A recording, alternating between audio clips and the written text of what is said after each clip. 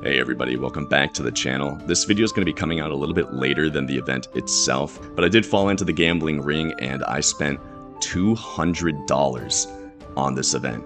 What I got from this event was pretty good. Yet, let's take a look at the rewards really quickly. As you can see, I am in the top 10, so that means I'm going to get this special Castellan. I think the Castellan being only 5 days is a little bit weird. And then we have the top 3, which gives you plus 8 additional waves, 25% strength when attacking enemy courtyards, and then plus 10% unit limit on the flanks. Then we've also got the rank 1 reward, which is going to be this big, beautiful, exalted red water spider temple. This is a really good exalted decoration, giving you bonus wall defense troop capacity, bonus strength and courtyard when defending, and bonus troop capacity when defending as well. Now, if we go down to the individual rewards themselves, I'm not going to go ahead and bore you with single items one by one, right? But I will go over really quickly what you can get at each level. For this, it was bonus to recruitment speed, 500% military recruit bonus, and then I think that's the same one. Yeah, the same one, just a different art version of it. Obviously, you have the standard look items that are permanent, which are cool to have, except for when you spend a lot of money on it and you keep getting them, because that's what happened to me. Then you also get a lot of these appearance slots, which, like I said,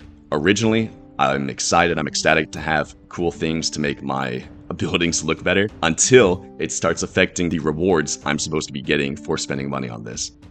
Next up, we get some of these special decorations that give super minuscule bonuses, but still bonuses. The best thing about this event, I will say, are the offerings. Getting offerings to the new commanders, generals, is pretty decent, and that's probably the best thing I got out of it all in all, even though I didn't even get enough offerings to actually help anyone other than my General Hassan. You also get some Sasaki offerings to Beatrice, which are pretty good.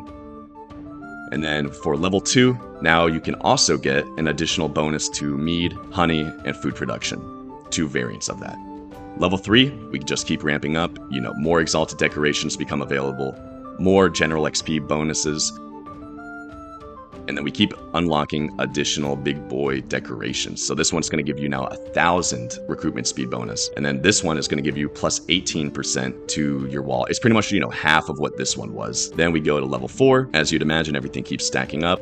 I didn't mention already, but we get the standard reskinned special troops that are quite a bit better than the level 10 mead troop, which sets them apart and makes them valuable to actually purchase in the first place. As you can see, there are more appearance slots becoming available that are better, and then more decorations that are becoming better and better. All the way up until we get to level 5, where you hit the bulk of everything, right? Except the actual odds of you getting this decoration in particular, super low. This is the one that is in that top rank spot. And this is what I was actually chasing and made the mistake of wasting my money on. In my mind, this was a really good decoration, and I was in gambling mode, so I wanted to purchase it. You can also go ahead and head over to the super sale section and purchase these wishing oranges outright. As I said, this video is coming out after the fact, so thankfully I'm not really promoting it because honestly I would rather not promote it. And it does look like the shop reset, so you can't buy those decorations by themselves anymore. You actually could not purchase this decoration within the shop. You could only purchase the weaker version of it, which was the, I think, plus 18%. So, a little bit less than half as good. Honestly, in hindsight, should have definitely purchased a couple of those that were weaker because you're already going to have those stored for a rainy day. All right, everybody, I know what you came here for. You came here to watch me spend $200 and to get a bunch of rewards and to complain and share my thoughts and all that other stuff. If you haven't already, please subscribe and like this video. I appreciate it so much. And without further ado, enjoy.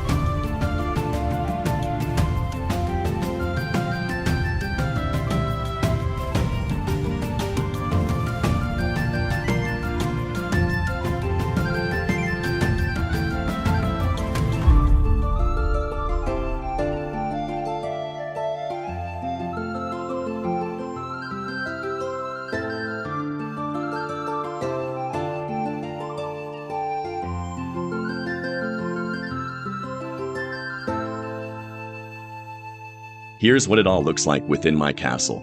I've gone ahead and removed a lot of the stuff here. I'm probably going to be going under a bird again soon, so the fact that I got so many of these recruitment speed decorations honestly is kind of a lifesaver, especially because it's just going to make it so much easier to recruit while I'm away, and it'll make the cooldown reduction for recruiting these attack troops because, you know, when you're under a bird, your attack troops recruit a lot slower than your defense troops because it's just a penalty of being under bird. You guys see what's happening on my screen? I cannot... does this happen to anybody else? I can't stand it when it keeps moving my entire screen down like that. I also have decided to keep these decorations here that give me an additional strength, in courtyard when defending. Now, if we head over to here, I got a ridiculous, and I mean ridiculous, amount of these stupid purple water pirate slides. Purple pirate water slides. Because they just give an additional 10% production speed to tools, and I'm only producing tools, I guess, in this castle. And then I also put a bunch of these ones here because this is my weakest outpost in general. I'm only going to be using it to hold ruby and food-based troops, no mead. That's why it's kind of the way it is. I did get a good amount of these bonus to food production decorations, so that does help a little bit here. I'm just very annoyed with how many of these I got. Then if we head over to my other outpost, my better outpost, it helps a lot having something like this. You know, this is a weaker one. It's not 1000 recruitment speed. Instead, it's 500%. Still, it's worth having in this outpost because I hold a lot more mead troops here. And then this one as well. I don't really need the extra storage for troops in my main castle yet. So having something that helps me hold an additional 60,000 troops within my outpost, super helpful.